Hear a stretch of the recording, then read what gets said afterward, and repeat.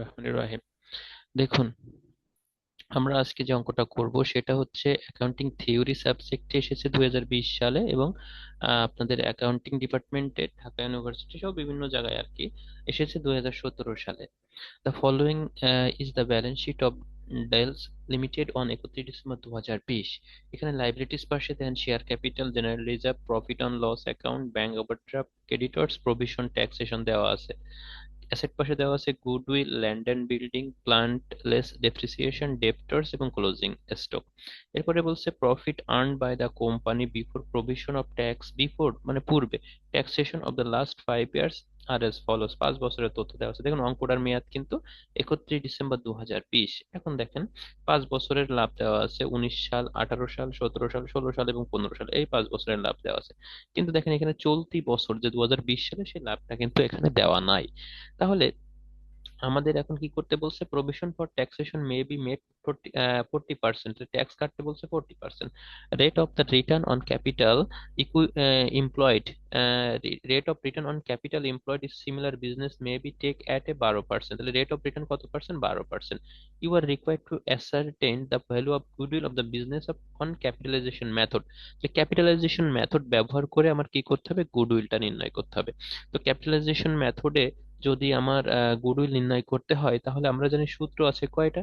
Capitalisation মেথডে goodwill নির্ণয় করার জন্য সূত্র আছে হচ্ছে দুইটা। একটা হচ্ছে কি, দেখেন আপনাদের দেখাচ্ছি, একটা হচ্ছে সুপার প্রফিট বেস করতে হবে, আর একটা হচ্ছে এই যে দেখেন, স্ক্রিনে দেখতে পাচ্ছেন যে আন্ডার ক্যাপিটালাইজেশন মেথডে গুডউইল নির্ণয় করার জন্য বেস অন সুপার প্রফিট, যদি সুপার প্রফিট বেস করতে বলতো তাহলে সূত্র হতো গুডউইল সমান সুপার প্রফিট ভাগ ক্যাপিটালাইজেশন রেট। আচ্ছা, আর যদি base on average profit, average profit বলে, সুপার প্রফিট না বললে আমরা এভারেজ প্রফিট ধরে নিব। তাহলে সুপার প্রফিট না বললে আমরা কি ধরে নিব? এভারেজ প্রফিট ধরে নিব। যদি সুপার প্রফিট বলে তাহলে সুপার প্রফিট, আর সুপার প্রফিট না বললে আমরা এভারেজ প্রফিট কি করব? ধরে নিব। ওকে, সুপার প্রফিট বললে সুপার প্রফিট, আর সুপার প্রফিট না বললে আমরা কি করব? এভারেজ প্রফিট ধরে নিব। তাহলে base on average profit method, average profit মেথডের সূত্র কি? গুডউইল সমান সমান capitalisation value of the firm minus net asset. এই সূত্র ইউজ করতে হবে। গুডউইল সমান সমান capitalisation value of the firm minus net asset, এই সূত্র ইউজ করতে হবে। তাহলে আমাদের লাগবে কি? Capitalisation value. তো ক্যাপিটালাইজেশন ভ্যালু বের করার সূত্র কি?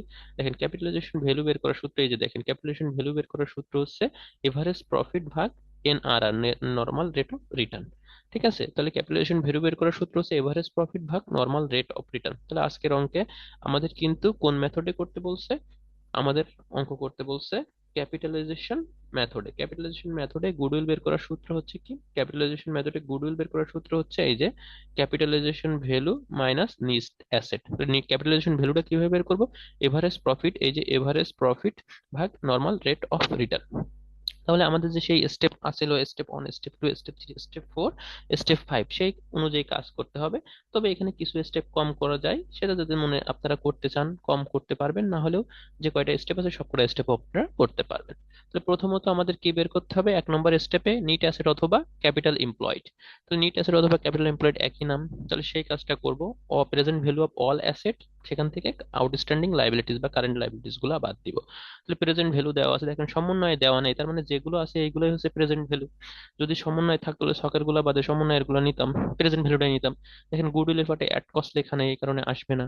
বাট ল্যান্ড অ্যান্ড বিল্ডিং আসবে, প্ল্যান্ট আসবে, ডেপ্টর্স আসবে, ক্লোজিং স্টক আসবে। তাহলে দেখেন ল্যান্ড অ্যান্ড বিল্ডিং কত আছে? 2,50,000। প্ল্যান্ট আছে কত? 2,70,000। ডেপ্টর আছে কত? 2,80,000। ক্লোজিং স্টক আছে কত? 3 লাখ। টোটাল যোগ করলে কত হলো? টোটাল অ্যাসেট হলো 11 লক্ষ টাকা।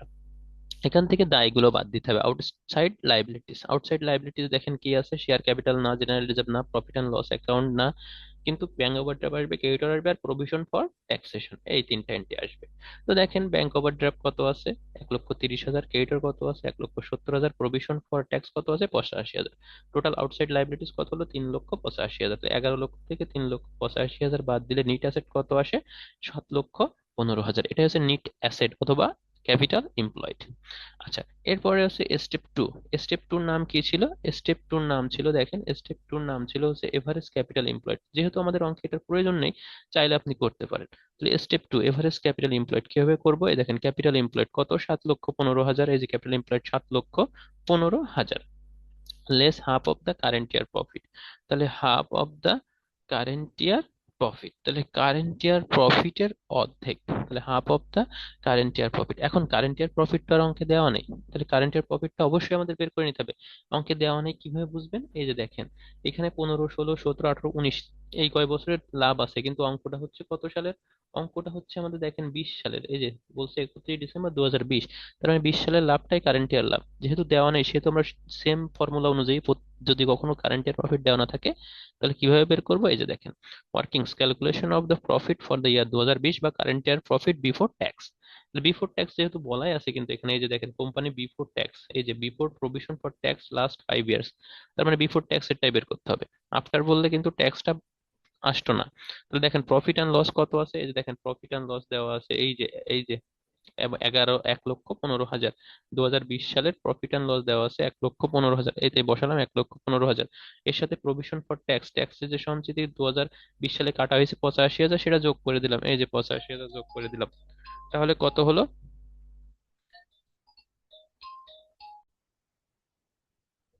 পেলাম।